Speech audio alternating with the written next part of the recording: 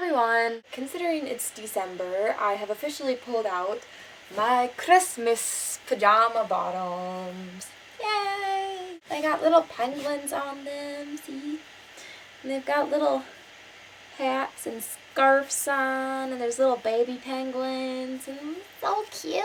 So I'm doing another Disney video. I know it was supposed to be out on Sunday, but I was feeling a little tender on Sunday, to put it lightly. I did take my car down on my last program, and I do plan on taking it down again this time, so I'm just going to kind of run through some of the pros and cons that I experienced on my last program, and just kind of what I plan on doing differently with my car this time. So one of the pros of taking your car down is road trip. I really love car rides, and so the road trip for me is something that I really looked forward to last time, and it's something that I'm really looking forward to this time because it's going to be an absolute blast, but I'll talk more about that later. On my last program, my parents came down with me, and what we did is, since my dad's truck is huge, we just rented a car dolly from U-Haul,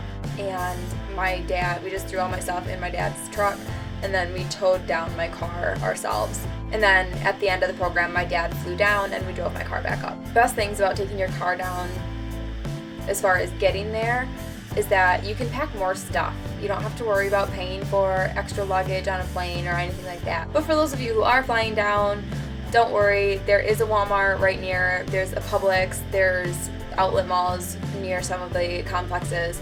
So anything that you'll need, you'll be able to get within the first couple days.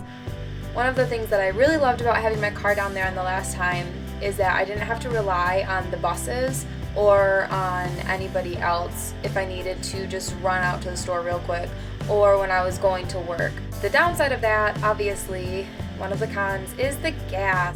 You get to pay for all your gas. On my last program, I drove my car to every single shift, and it's kind of a little bit of a drive. It's not horrible, but it definitely adds up when you're driving to and from there every day. This time I'm definitely going to be using the buses more to get to and from work, and using my car mostly just for errands or day trips, stuff like that.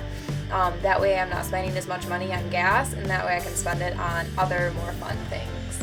One of the downsides of taking your vehicle is that you have to provide like proof of insurance, but like your name has to be on the policy. I'll post the link down below to the Disney College website that has like your car, that has the information about what you need for your car, but you do need to have like your name on the policy, and it can get, if your insurance is kind of picky, it can get a little bit difficult, and you have to have this stuff at check-in in order to get a little sticker that you'll put in the windshield of your car for your housing complex. Now this is it depends on the type of person that you are. It could be a pro or a con or an indifference thing, but obviously if you have a car, then your friends or coworkers or roommates that don't have vehicles will probably be asking to tag along with you or ask if they can borrow it. So that really just depends on what type of person you are, and if you're willing to, like, if you don't really care, then whatever, but if you are really worried about it, then maybe that's something that you need to think about before taking your car down. I'm really excited to be taking my car down this time because I'm road tripping down with two of my friends from the last program, Brady and Jared.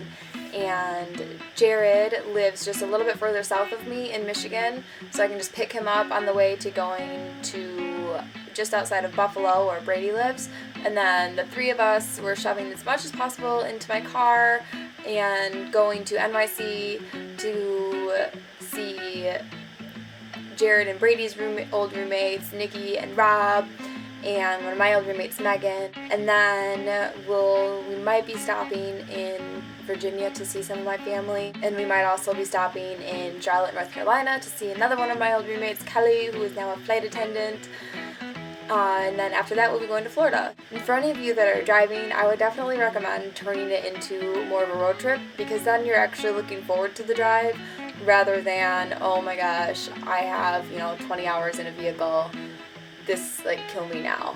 No, find stuff along the way, make it fun. I'm looking forward to this road trip so much, and I will be documenting pretty much a majority of the road trip, mostly for myself because it will be highly entertaining, but I will end up posting a couple videos about it and maybe a couple blog posts about what we do. If you won't be taking a vehicle down, don't worry about it. There are buses that you can take. There is a lot of stuff that is within walking distance. You'll make plenty of friends, and probably some of your roommates are taking their vehicle. So you will have ways around. It's really just a matter of preference. It just makes life a little bit easier on you individually, but like I just said, if you're not taking one, it's not a big deal. You'll still be able to get around. It's not like you'll be trapped in your apartment. And that's pretty much it. I just kind of wanted to talk about that real quick. If anybody has any comments or questions or feedback, please leave it in the comments.